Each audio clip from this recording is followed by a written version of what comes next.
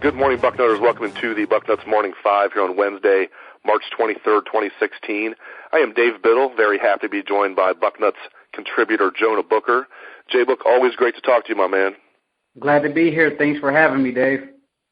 Had a chance to interview Urban Meyer after practice yesterday. As always, tons of insightful comments from him. It's always a pleasure covering his press conferences because we always glean so much information.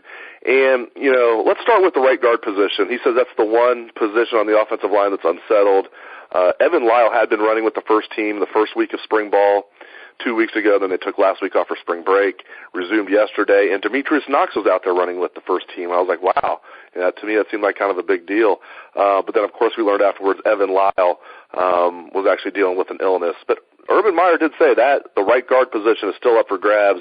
You have Evan Lyle, Demetrius Knox, Matt Burrell. Maybe another one of those tackles could slide inside if they really like one of them, like a Brandon Bowen. Who knows? Any number of those guys. As we sit here right now, J-Book, who do you give the edge to be the Buckeyes starting right guard this fall? Right now, I think the position is Lyle's to lose. But as Urban mentioned today, it's going to be an ongoing process, and I don't think they're going to actually find a starting right guard this spring. I think this competition is going to carry into the summer and fall football. I think you're going to probably see Lyles. He's the upperclassman. He's going to get the first shot, but from all indications, Demetrius Knox is right there on his heels. And then, as you mentioned, you got a guy in Matt Burrell who's also pushing. The great news is you have a lot of potential guards on this team that can slide into that role. But it's going to be very interesting because even though they say you can't lose your position to injuries, things of that nature, if Demetrius Knox is out there playing some good football in lieu of Evan Lyles while he's out with an illness, that's definitely going to open the eyes of the coaches. So if I'm Demetrius Knox, I'm looking at this situation as an opportunity for me to run with the first team and really try to make myself stand out and grab that position by the horns.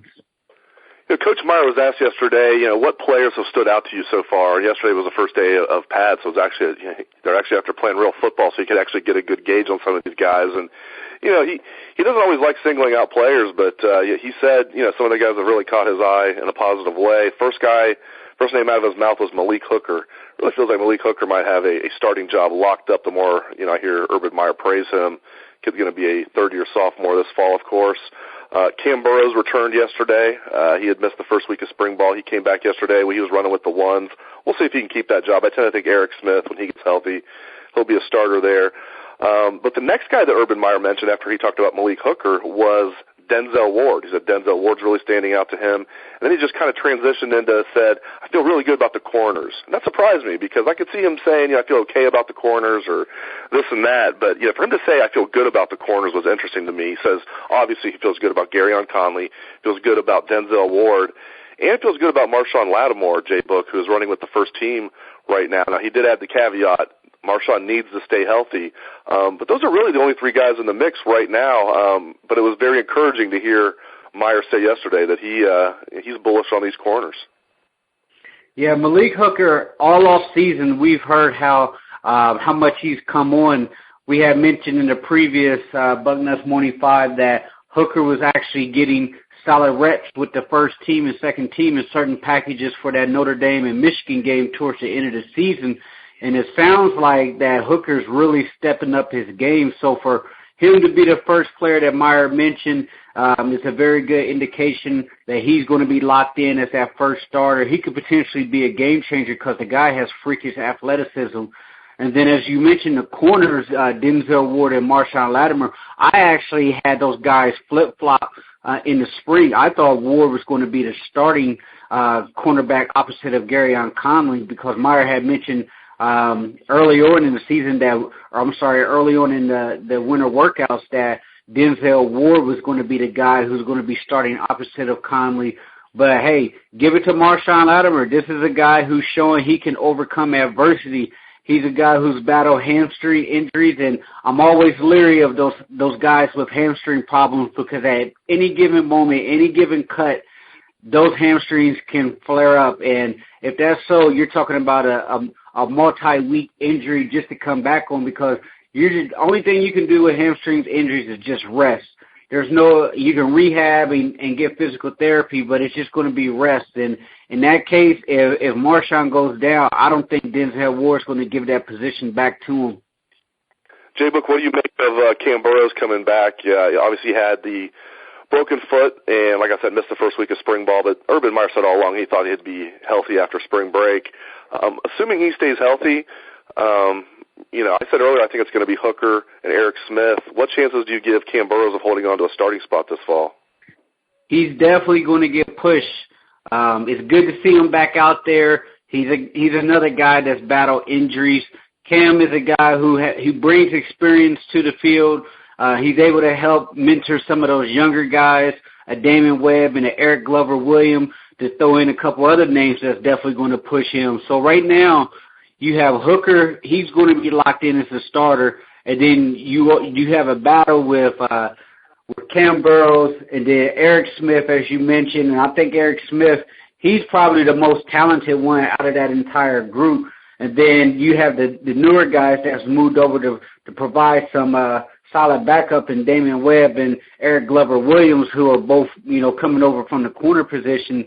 But I will be surprised if Cam Burrows holds on to that job, and if he does, it's just going to greatly benefit the Buckeyes because it's going to provide tremendous depth on the back end. Switching back to the offensive side of the ball, final topic here. Coach Meyer seems really excited about the offense just as a whole, and they're losing all these starters, but you have J.T. Barrett back as quarterback, you have Pat Elflein back as center. He said those two guys alone make him excited about the offense, and he thinks about all this untapped potential that they have, and still not sure who the main running back's going to be. They might go running back by committee. He mentioned yesterday the H-back's going to get more carries this year than in previous years because they had Carlos Hyde for 2 years and they had Ezekiel Elliott for 2 years. They're not going to have that this year, so the H-back's going to be more involved. Just discuss the offense overall. Urban's eyes lit up talking about this offense, and he can be very critical at times, especially of the offense, which is his baby. He seems to think this offense is going to be very electric this fall, J-Book. Recruited extremely well on that side of the football. And then college football, it's all about who's your quarterback. If you got solid quarterback play, you're always going to have a chance. And then if you also add in an All-American and Pat Elflein at center, who's going to provide valuable leadership on the offensive line, because you have a guy with tons of game experience. He's going to be able to set the offensive line. He's going to be able to make the checks and the audibles that's needed. And J.T. Barrett is cool under pressure. And you look at all the talent, Torrance Gibson, Mack, Weber, you just keep naming guys, Curtis Samuel, Dontre Wilson. They have a whole arsenal of guys who can take it to the house and make plays. And then you also have Corey Smith and Noah Brown, who's coming back from injury. So I can see why Urban Meyer is very excited. It's exciting as a fan and someone who follows the team to just think about, hey, we've watched these guys in high school through the recruiting process.